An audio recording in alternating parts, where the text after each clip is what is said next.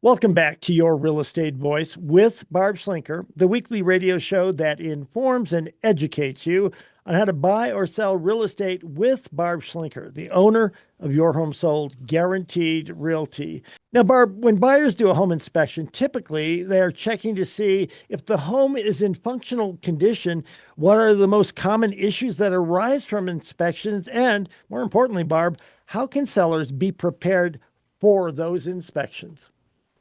Well, Richard, uh, when it's time for the buyer to do their own inspection, what it says in the contract is basically they can inspect any kind of system that they want. They have to pay for the inspection, and they'll be held accountable, theoretically, if they break anything. The problem is, it's not supposed to be something where you tear houses apart to find issues. And I've had more problems lately. It's getting worse. It's not getting better, where I get requests from agents and they don't want to go to the inspection, first of all. And just put this in perspective. I just sold a house this past week where the buyer's agent did not show the house to the buyer. I was there at the open house. I showed the house to the buyer. And then it's 6 o'clock at night, after 6 o'clock at night on a weekend night, he shoots over a 10-minute contract that he wrote up, and then he's calling me the next morning telling me what he expected me to do for him. And I'm like, yep, I saw it came across. I don't usually work Sundays, but I'll present it to the seller when it's time. So it got worse from there. So then I get notification that I'm supposed to provide all of my communications to his vendor, a job called a transaction coordinator. Okay. Now, this is a completely undefined role. It's unlicensed.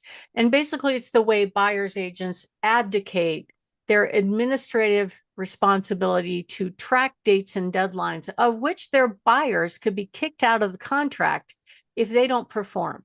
So allegedly they're representing the buyer, but then they abdicate all this responsibility to this administrative person. And then the administrative person comes to me to try to get stuff, like, what about this? Get me that, send me that. And so I got this email from him going, well, send all communication to my admin TC. And I'm like, no, you can share your file with your TC. I'm not your transaction coordinator's administrative assistant. So then he goes to schedule an inspection, and I could just sense he didn't want to go. Yeah, please give the combo out to the inspector. I'm like, no, you need to be there. So he scheduled the inspection at 9 o'clock. We actually changed the combo because I suspected it was going to happen. And we were all there for the inspection, but he wasn't there. In fact, the next thing we know is the inspection gets changed that day from 9 o'clock to 2:30 in the afternoon. So the sellers came back 2:30 in the afternoon. They weren't living there at the time. And the agent shows up. The buyers were there, and he couldn't get in the door. The seller let him in the door. And then the inspector went in. They started doing their thing. And so the agent is standing outside. Just picture this, in front of the seller, talking to somebody on the phone, pacing back and forth and saying, I hate this. I just hate babysitting inspectors. It's a complete waste of my time. I just hate this.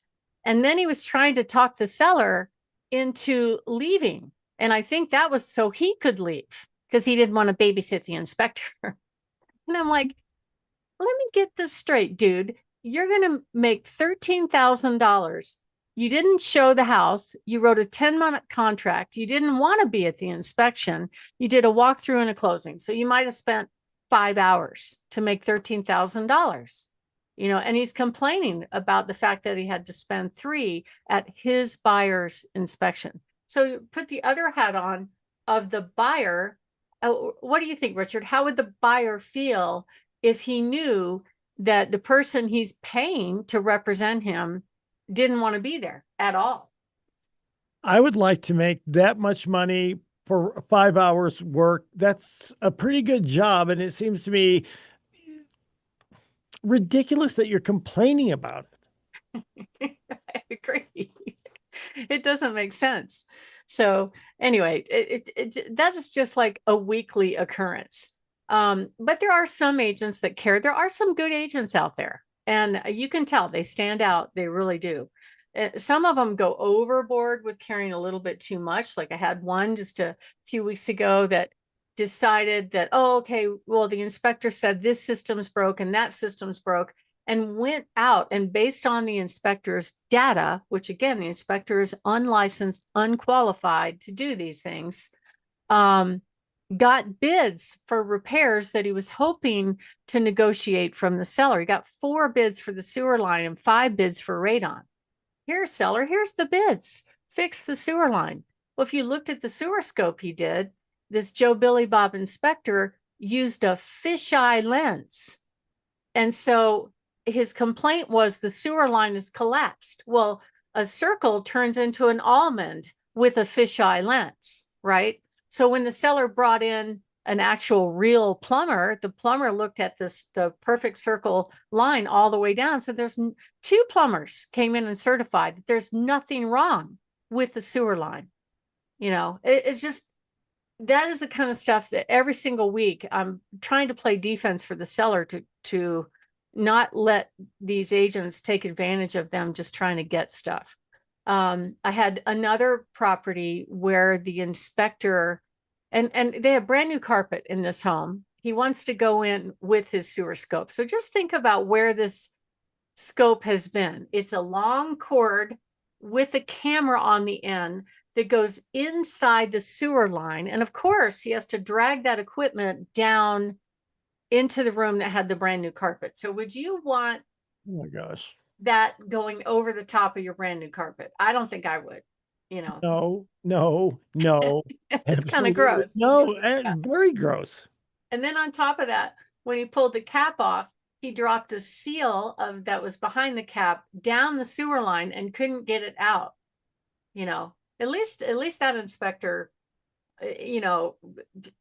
basically was a man of his word and said, okay, fine, I'll pay for that mistake, but I've reached a point where I don't want inspectors touching sewer lines. I just had one that I got last night where it's not a sewer line, it's a septic system, but they're calling it a sewer line. And they brought an excavation company to give an opinion about whether or not there's something wrong with the sewer line. Well, what do you think they do for a business? They dig holes to replace sewer lines. They're not plumbers. It's every week. It's crazy stuff that I don't know why the state regulates everything else. I don't know why they don't regulate that industry, but it's pretty funny. And then of course they want the seller to leave. So most of the time when I tell sellers, how do you feel about an inspector or a buyer's agent asking you to leave your own home while they start going through all these systems? And most of them say, that would be no, we're not doing that. And then there's always something happening. I had just a few weeks ago, I don't know if you can see this picture, Richard, but they were told not to pull the toilet without a plumber. So and actually behind the wall of that bathroom, there was a sewer clean out where he could have looked at the sewer line from there, but he didn't do that. So what you see on the floor there is the silicone bath mat that he pulled over to put underneath his knees. And then when he reconnected the toilet, he forgot to move the silicone mat. So it stuck underneath the toilet, and the reason we looked at it is in the objection, they said, well, the basement toilet is missing. And the seller's like, well, that's kind of funny because I think I used it yesterday. And then he went down and looked at it and he came up with this picture. It's like, oh my God.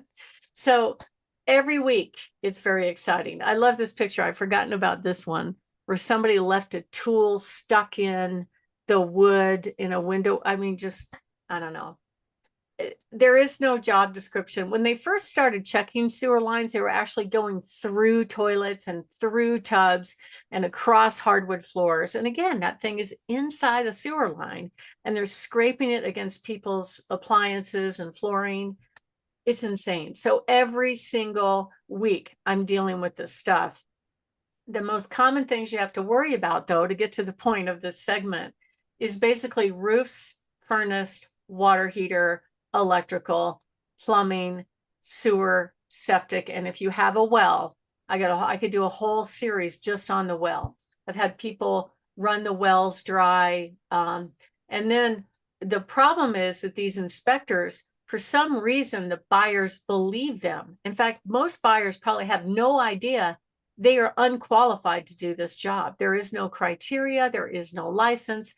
They might have gotten an online certification, or maybe they got on the job training, but half the time they are wrong. And so, but the buyers believe them, and they tend to walk away from deals because of that. And it's unfortunate because some of it is just off the scale, unnecessary. And then when it comes time for the buyers asking for stuff, they actually sometimes ask for improvements because the inspectors deem that because the smoke detector is more than 9 years old, it has to be replaced. Because the water heater is more than 10 years old, it has to be replaced. You know, they come up with all these things. And appliances, things like refrigerator, washer, and dryer are actually personal property. So if you include it, it's a gift. It's a prezi to the buyer. So it's really important to put it in the contract. Hey, this is offered as a courtesy as is. We're not going to replace it. We're not going to repair it. It's a gift. So a lot of times I have problems like that I have to negotiate. So if you are thinking of making a move and you want somebody that has your back for the inspection, that would definitely be me. Give me a call at 719-301-3900 or go to barbhasthebuyers.com. Richard? You're listening to Your Real Estate Voice with Barb Schlinker of Your Home Sold Guaranteed Realty. If you're thinking of making a move, call Barb at 719-301-3900 or visit barbhasthebuyers.com. Let's do it, Barb. Hot new listings, the lightning round. All right, we'll have an adorable home on almost an acre with gorgeous views up in Woodland Park on Highway 24 at 3099. Really cute 4-bedroom home on Camfield Circle in Briargate in the mid-4s. An adorable Victorian home up in Cripple Creek that could be used as an Airbnb in the upper 2s. A really cute hot listing in Briargate. In the low 3s on Bell Circle, and that's open this weekend. Another one coming up on Teller Lane in the low 4s in Woodland Park.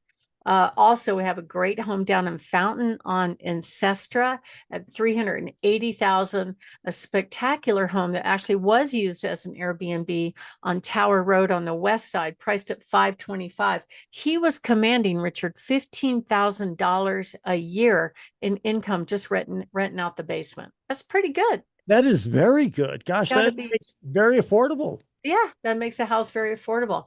Great home on Pinecrest in Woodland Park with spectacular views on 4 acres at $599. An amazing home that they just lowered the price on Spanish Oak Terrace at $749 on the golf course. Beautiful patio home. And then we've got many more. We've got one on Christie Court down in Claremont Ranch, close to Peterson at $425.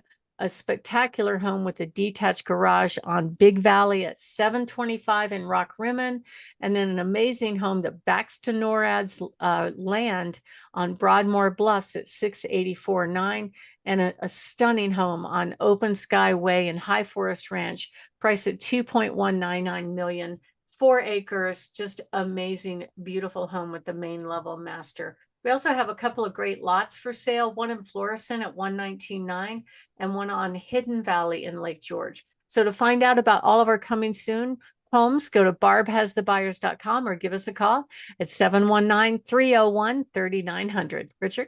You're listening to Your Real Estate Voice. It airs every weekend. And if you're thinking of making a move, call Barb at 719-301-3900 or visit barbhasthebuyers.com. You can see replays of the program on barbhasthebuyers.com or listen to the podcast on all of the popular platforms, Apple Podcast, iHeartRadio, many, many others. Thank you for listening. And again, to reach out to Barb, just call 719-301-3900. Barb, you have a great week. We'll talk next week. Thank you. Have a great weekend.